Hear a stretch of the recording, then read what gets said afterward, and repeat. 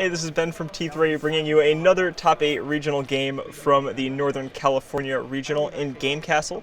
On the left, we have Jon D playing NBN Near Earth Hub, and on the right, Adam playing Haley, and special guest commentator this time is Gerry. Hi, guys. And thank you very much for joining us, Gerry. And from what I understood, you did very, very well. You made the cut in this regional, and you actually started off playing Adam earlier in the cut. That's right. I was the 8th seed coming out of Swiss at this event. Adam was the 1st seed, so I played him in my first game in the cut. So I played against this Haley deck with my HB. So I've seen that before. I am looking forward to commentating this game. Is this is this Spags build? I know I actually have some videos of you piloting that one in a prior tournament. No, Adam's gone with something a little bit different. He's playing sort of a stealth Haley build. So this will be an interesting match to watch. He's going to have a lot of cards that are not incredibly relevant against the NBN Ice Suite, and a lot of stuff that kind of takes a long time to install versus that blazing fast Near Earth Hub strategy. So we'll see how that goes. He looks like he's got a Clot in his opening hand. Yeah, that's gonna be awesome for him. But mulliganing the hand. Yeah, I mean, I think that's right. The most important Clots to point the most important points to Clot are the 7th point. So he doesn't need to be able to threaten a Clot every time Jon goes to score. He just needs to be able to keep a Clot threat to close out the game. That's what you want to do as Shaper against NBN. And so I think with Haley we could expect Adam's probably got Sacrificial Construct as well to try and keep the Clot online. He's got all of the even if he doesn't have Clot in the bin or in the deck, he can install it from hand with Haley's ability using a clone chip or a self-modified code to install something else. So we're off. Jon's got an early remote, get some card draw, get a hedge fund going. Yeah, Haley really gives you a lot more versatility than I initially thought when reading it. And getting the breaking news off the bat. Jon probably just trying to see if Adam would check it, but hitting the Proco right off, the mulligan's huge for this deck. Yeah. Getting that first turn Proco is big. Jon was probably hoping that Adam would go for the turn 1 Proco and that he'd be able to play the breaking news and or score the breaking news and kill it right off the bat, which would have been a big deal. But Adam wisely opted to check the remote there.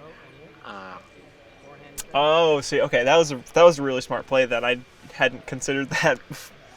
I mean, I don't know if Adam was worried about breaking news necessarily. I think if you barring special circumstances, it's good not to let NBN get a free Astro as well. So that may have been what he was worried about. And the cost to checking that is relatively low. Yeah, just a click is pretty worthwhile, and there were some other NBN players that made the cut that were sneaking Astro scripts during the day, so it makes double as much sense to check it this late, this far in. Right.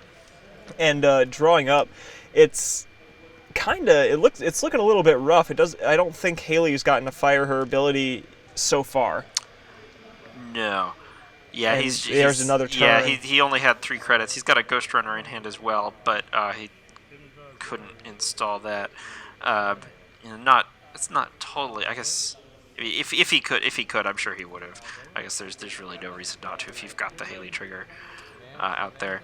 But Jon bioticking out the Astro, and Adam with no programs in the trash can't do anything about that. So that the race is on. Yeah, that's right. But Jon's dipped low in credits. Adam doesn't have any really great way to provide counter pressure to that. No R&D interface or anything like that. So he's just trying to get his board set up. I think he'd really love to have an SMC or something like that right now, just to make it not too terribly easy for Jon to keep Astros moving. But Yeah.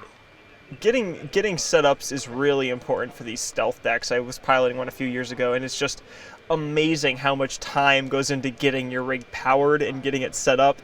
And it's not especially fast, and it's really, really scary for doing a stealth build, especially one like this when you're going up against NBN, which is known. And here we have Jon fast tracking, so I'm sure that's going to be another Astro threat. So Jon doesn't know that Adam has the clot, but it's still intimidating to have a deck that has this type of speed when you know your deck is historically slow.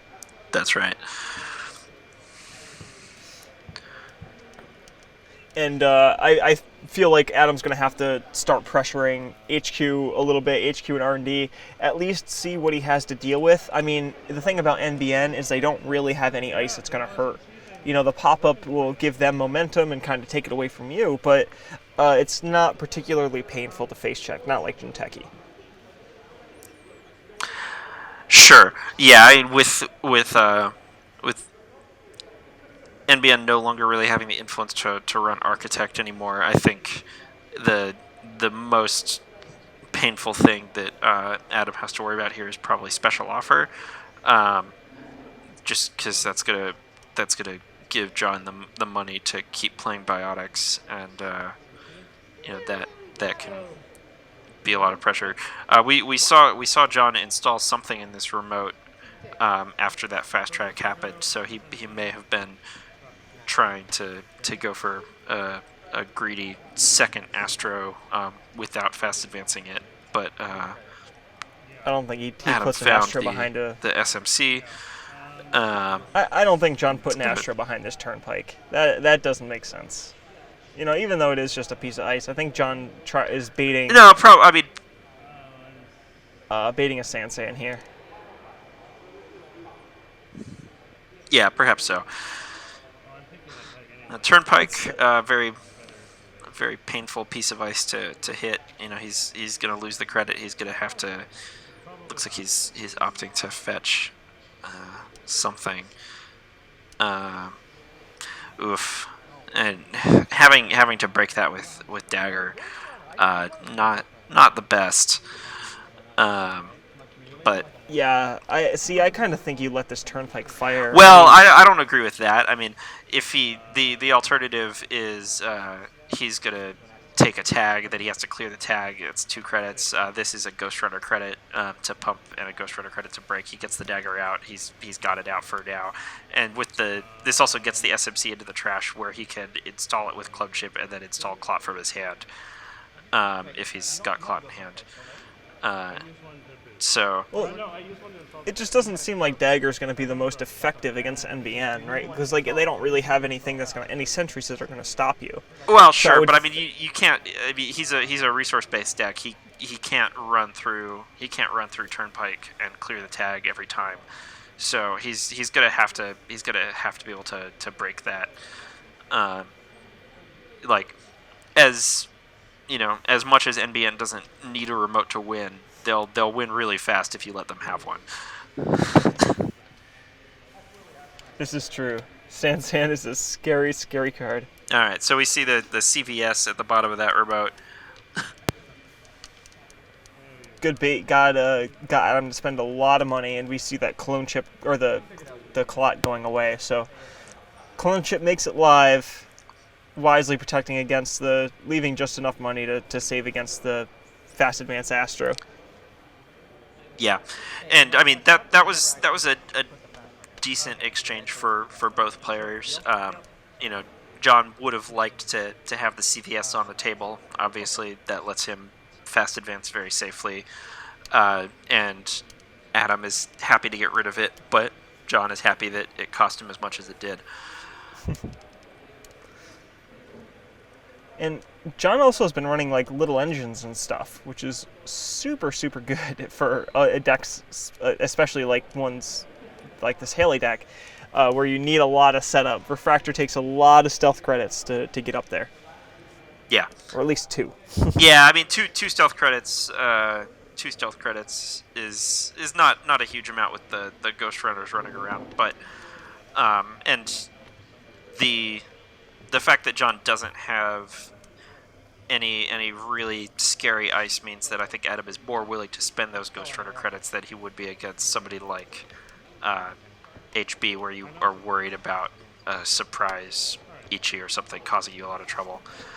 But John going for the install advance, Adam opting to clot here, and we'll see what happens next turn, I guess. Yeah, I don't think that was the Astro, though. I think John was just... Oh, maybe it was, and this is a Jackson play? Yeah, That I would mean, make some sense. that's certainly going to be a Jackson to overwrite whatever that agenda was. We saw John had a Beal in hand as well. Could have been that. He maybe another breaking news. 15 minutes. There's any number of things that he could do. The important thing is that he got Adam to install the clot. This is something I sort of vaguely mentioned earlier. Knowing when you want to really apply that clot threat in the as a shaper in this matchup versus NBN is quite hard. I think it really feels very bad to let them chain their Astros and get to 4 points or get to 6 points. But I don't know if it's really right to keep installing the clot like this over and over again, because that's money he's spending that's not getting him set up, so he's not really getting any closer to being able to apply HQ pressure or apply R&D pressure. And every time he uses one of these clone chips, that's one fewer clone chip he has for the late game, when he would really love to be able to have John at 4 or 5 points and with absolutely no way to safely get the last 2 points out of hand. Like Adam's ideal state is to have a sacrificial construct and a couple clone chips out, and to keep killing off CVSs if he can. And in the meantime, he's using his clone chips and spending his money and staying poor, trying to keep John from scoring anything.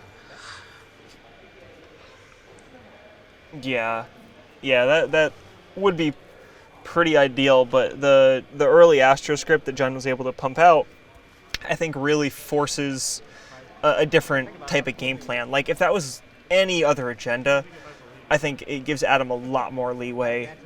At least John would have to biotic out. He needs more money. But getting the Astro script and being able to utilize that token to his advantage is just such a strong tool. Even if he's not going to actually try and get another token, he can use that as kind of that bluff mechanic. And I think it really does force Adam to kind of use the clot as often as he has to. I don't agree. I mean, it's a rough spot for sure, but I think the position that Adam has Adam has, I mean, he's in a rough spot, no question, but by continuing to try and clot everything, he's going to cripple any chance he has of surviving into the late game, and he's going to then, when the late game comes around, he won't be able to clot John turn after turn after turn that he needs to keep him from finally scoring. It's going to be harder and harder to keep clotting as things go on. I think, and now what we're looking at is Adam's got no money, basically nothing built up. He'd really like to, I guess we don't know. Maybe John. I guess the Astro probably is what got overwritten with Jackson, but he hasn't applied any HQ pressure since that fast track was going down. And I think it's because he has almost no board state. He's too busy trying to protect with clot to keep the Astro from getting scored instead of. Yeah, I think the way I look at it is like he's on his back foot, but would he be that much more on his back foot if John had 4 points in an Astro counter than if John had 2 points in an Astro counter? And I think the answer is no. I think if John had 4 points in the Astro counter and Adam had 2 more clone chips and 4 to 6 more credits from not having clotted twice, then that's a better position for him to be in, because then he could really make it hard for Jon to get his 6th point, with the using that second Astro into the 3rd, be it a Beal or a Breaking News or another Astro or whatever. That's true. No, that's definitely true. It makes it harder, I guess, then. Then I always worry about the extra Beal. Beal becomes very scary at that point. Oh, and here... Okay, so this is exactly what you were saying. Now, Adam really doesn't have the ability to get the clot here because he's spent so much time doing it before, when it actually really didn't matter. Yeah. I mean, at this point, he's got something on Street Peddler, but there's no chance that it's a clot, because there's no way he's running 2 of them. He's got no breakers, he's got no RDI, he's got very little money, and he can't know what Jon has. But I think it would not come as a surprise if we see Jon going for the Beal score next turn. And once he's on 6 points, then it's a complete disaster for Adam, because Breaking News in 15 minutes will make it so easy for him to score out. Yes, the 6 to 7 is not a problem. Yeah. I'm sure Jon plays 4 2-for-1s. Yeah. And using clot to stop against 2-for-1s is that's just the worst. Yeah. Just awful. But we're starting to get somewhere. Adam has the technical writers at a much better spot. The SACCon came out a little bit later than he wanted. I mean, there's a good possibility that Adam can start to pose that clot threat again. But I think running HQ and R&D, he needs to start seeing what else Jon has. I mean, there hasn't been enough pressure on the rest of the servers here for him to really be able to formulate a solid plan of attack. Yeah, this is he needs something, whether that's a legwork or a Maker's Eye or an RDI or something. But he's got to do something about this situation, and he's got to check that remote this turn as well, because if Jon gets a free Beal off of this, then he's got 6 points and an Astro counter, which is as bad as we were saying 6 points is before. It's that much worse when they've got an Astro counter too. At that point, if you want to have any possibility of clotting, you're clotting after literally every card they install. Oh, Biotic the Beal. Biotic. Yeah. That's the 5-point Beal. And that's it. But that's exactly what you were saying. I mean, like, that turn, Adam was able to build so much of his board state. Look at all the cards that he had. Yeah, the problem that Adam had, I think, is he had 2 clone chips gone very early. But I mean, it's hard. It feels really, really bad when they've got the Astro counter and you feel like you can do something to stop it and you don't. So, I have the most sympathy for that situation. And that's all the time that we have. Thank you, everyone, for watching. Thank you very much, Gerry, for joining me. Thanks for having me. We got the finals coming up. We'll have it up soon. Thanks, everyone. Thanks. Bye.